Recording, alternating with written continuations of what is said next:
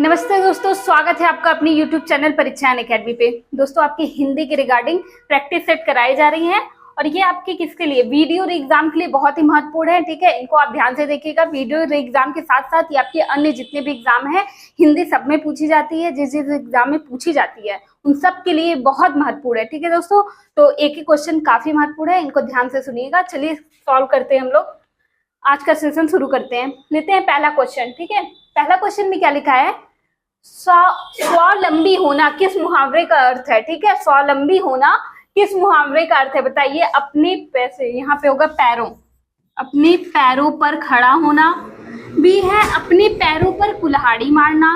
सी है आसन डोलना और डी है अपना उल्लू सीधा करना। तो दोस्तों, स्वावलंबी होना, ठीक है, बोलते नहीं है कब स्वावलंबी, कब अपने पैरों पे खड़े हो रहे हो। ठीक है, तो यही होता है स्वावलंबी होना, अपने पैरों पे खड़ा होना। तो ऑप्शन नंबर ए ही सही है। अपने पैरों पे कुल्हाड़ी मारना मतलब अपना ही काम बिगाड़ देना। ठीक है, वो चीज नहीं।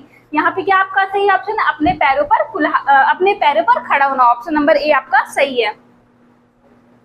आगे बढ़िए, अगला क्वेश्चन क्या है, ऊ ध्वनि। ऊ ध्वनि का उच्चारण स्थान क्या है। ऊ का उच्चारण स्थान क्या है, कण। कण नहीं होगा, यहाँ क्या होगा, ओष्ठ होगा। ठीक है, ठीक है, ऊ ध्वनि का, ऊ का उच्चारण स्थान क्या है, ओष्ठ, मूर्धा, तालु, दंतोष्ठ। तो दोस्तों, ऊ जब आप बोलेंगे तो उसका उच्चारण स्थान देखिए, ऊ बोलने पे ओठ क्या होता है, गोल होता है, तो इसका उच्चारण स्थान भी क्या होता है, ऊ होता है। याद रखिएगा, ओष्ठ होता है। क्या, ऊ का उच्चारण स्थान ओष्ठ होता है। ऑप्शन नंबर ए आपका यहाँ सही हो जाएगा। आगे बढ़ते हैं हम लोग, अगला क्वेश्चन देखते हैं क्या कह रहा है। निम्नलिखित में से कौन गणेश, गणेश शब्द का पर्यायवाची नहीं है। नहीं पूछा है दोस्तों, कौन सा गणेश का पर्यायवाची नहीं है बताइएगा। गजानन, विनायक, विघ्नेश, गोविंद।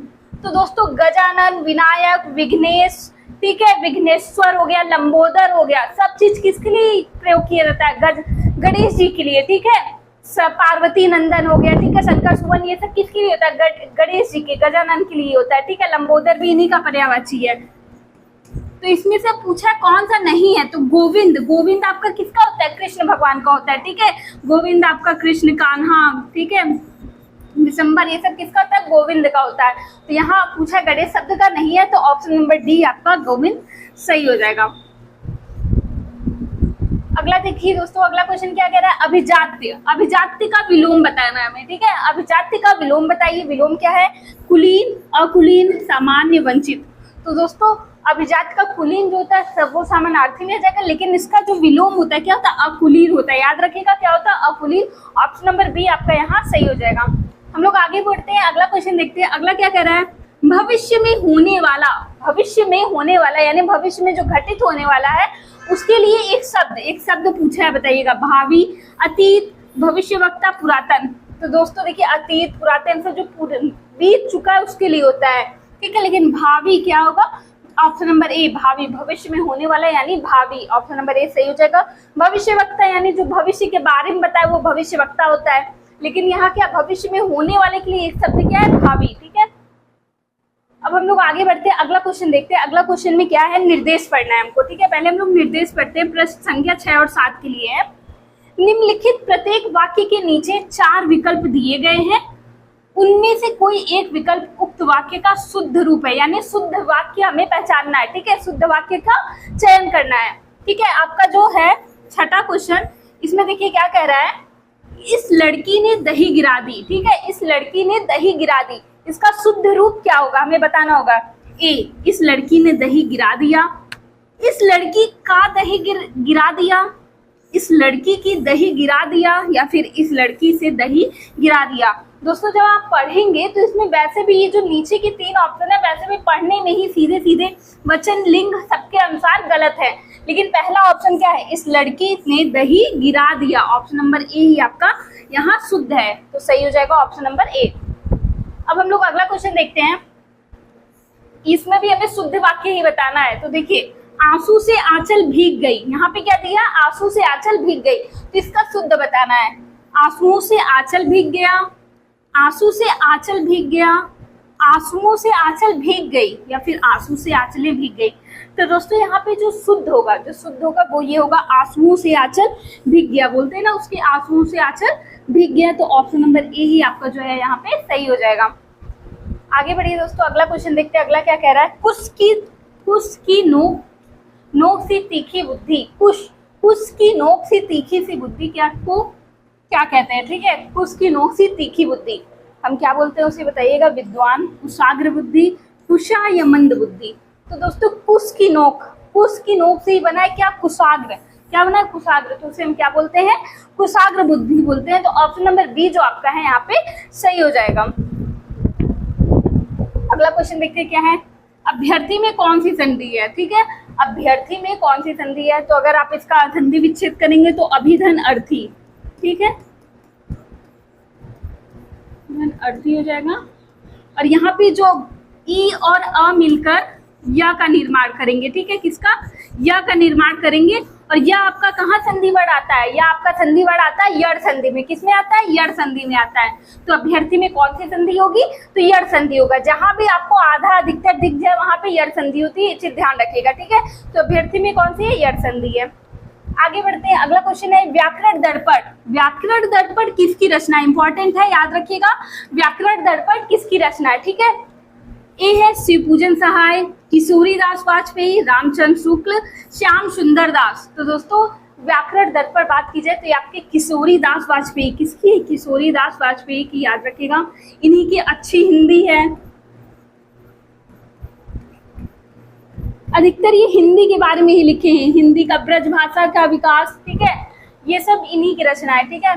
शिवपूजन सहाय का एक है देहाती दुनिया, देहाती दुनिया, मेरा जीवन, ये सब इनकी है, ठीक है। रामचंद्र शुक्ल की एक बहुत फेमस है चिंता बड़ी, रश्मिमांसा, ये सब किसकी है, रामचंद्र शुक्ल की है। तो यहाँ व्याकरण दर्पण पूछा था तो किसकी है, किशोरीदास वाजपेयी जी की है, सही है। अगला बढ़ते हैं हम लोग आगे। सूर्योदय, सूर्योदय का संधि विच्छेद क्या होगा, ठीक है। सूर्योदय का संधि विच्छेद बताना भी क्या होगा, सूर्योधन दय, सूर्यधन दय, सूर्यधन उदय या फिर सूर्याधन उदय। तो दोस्तों सूर्योदय, तो आप देखेंगे इसमें कौन सी संधि पाई जाती है, गुण संधि होती है, गुण संधि होती है। तो यहाँ सूर्यधन उदय, वैसे भी एक मात्रा जहां भी आपको दिखे, ए ओ अर, ये जहां भी आपको दिखे, जहां इनका संधि वर्ण हो वहां से आप तोड़ के क्या बताएंगे, गुण संधि, ठीक है। तो ये देखिए सूर्यधन उदय हो रहा है, तो यहाँ पे क्या हो रहा है, सूर्यधन उदय बुला के सूर्योदय हो जाएगा। तो ऑप्शन नंबर सी यानी सूर्यधन उदय इसका सही होगा, गुण संधि होगी। अगला क्वेश्चन देखते हैं, पावक। पावक शब्द में प्रत्यय है, हमें इसमें प्रत्यय बताना है। तो दोस्तों देखिए पावक को अगर आप तोड़ेंगे तो ये होता है पौधन अक, ठीक है। और इसमें संधि पूछे कौन सी होती है, तो आपकी अयादि संधि होती है।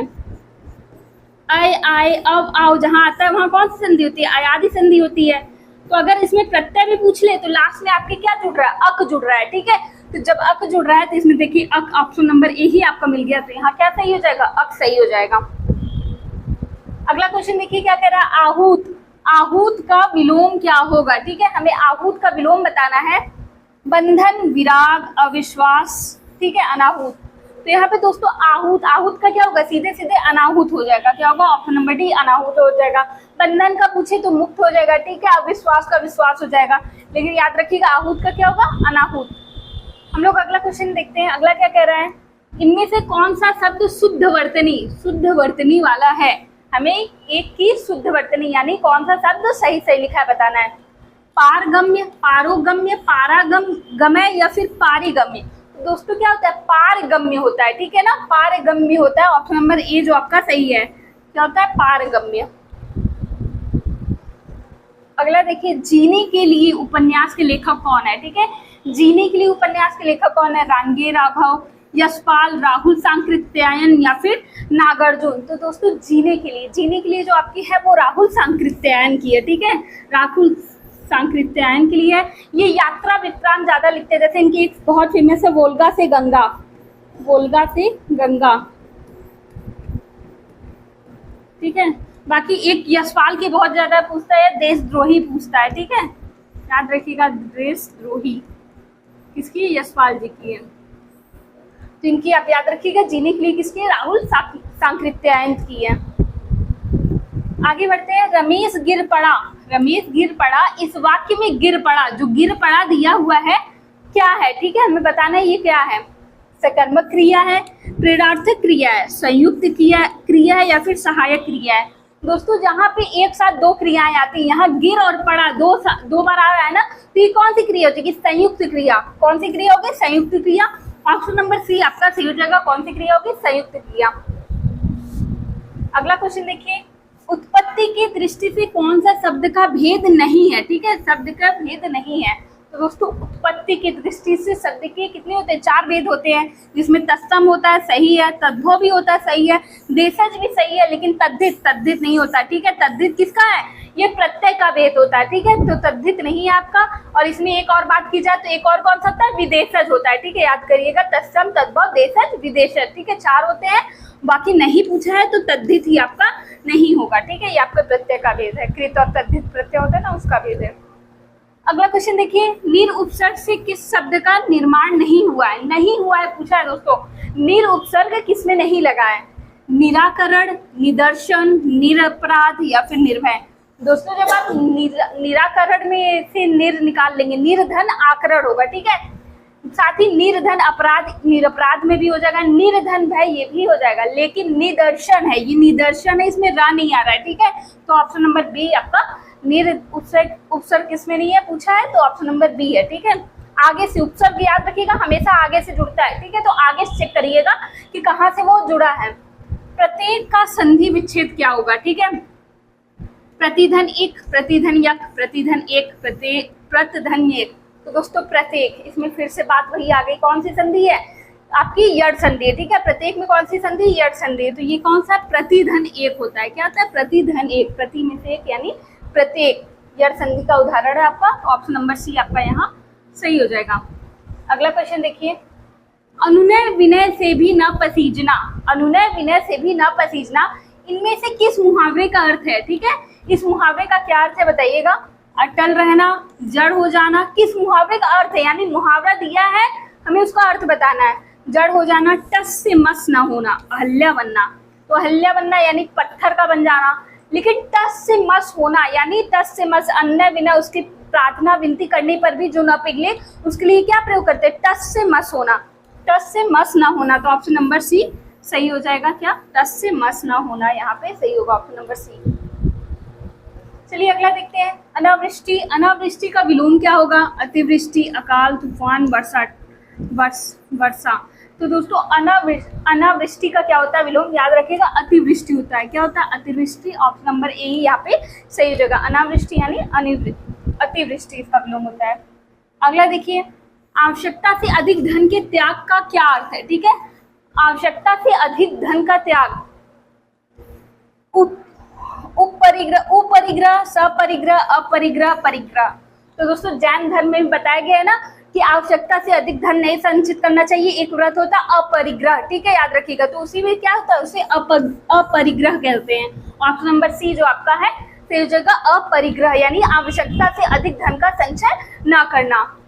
देखिए आलोचना का पर्यायवाची पूछा है, इसका समानार्थी बताना है। सुलोचना, सुलोचना किसका आँख का होता है, लोचन मतलब आँख होता है, जिसकी सुंदर आँखें होती है उसके लिए सुलोचन बोला जाता है, और स्त्री के लिए सुलोचना। समीक्षा है, विवाद है, बाध्यता है, तो दोस्तों आलोचना कहते हैं ना, किसी की आलोचना कीजिए, इस पंक्ति की समीक्षा कीजिए या आलोचना कीजिए, ठीक है, तो क्या हो जाता है ऑप्शन नंबर बी, यानी आलोचना किसका, समीक्षा, ऑप्शन नंबर बी यहाँ पे सही हो जाएगा। अगला क्वेश्चन देखिए, हिंदी भाषा का कौन सा रूप मानक हिंदी के रूप में स्वीकार किया गया, ये बहुत इंपॉर्टेंट क्वेश्चन है दोस्तों। मानक हिंदी के रूप में किसे स्वीकार किया गया है, पूर्वी हिंदी, खड़ी बोली, पहाड़ी हिंदी या पश्चिमी हिंदी। तो दोस्तों मानक हिंदी के रूप में जिसको हम स्वीकार करते हैं वो आपकी खड़ी बोली, ठीक है, खड़ी बोली आपका मानक हिंदी का ही रूप है, तो ऑप्शन नंबर बी जो है यहाँ पे सही हो जाएगा, खड़ी बोली।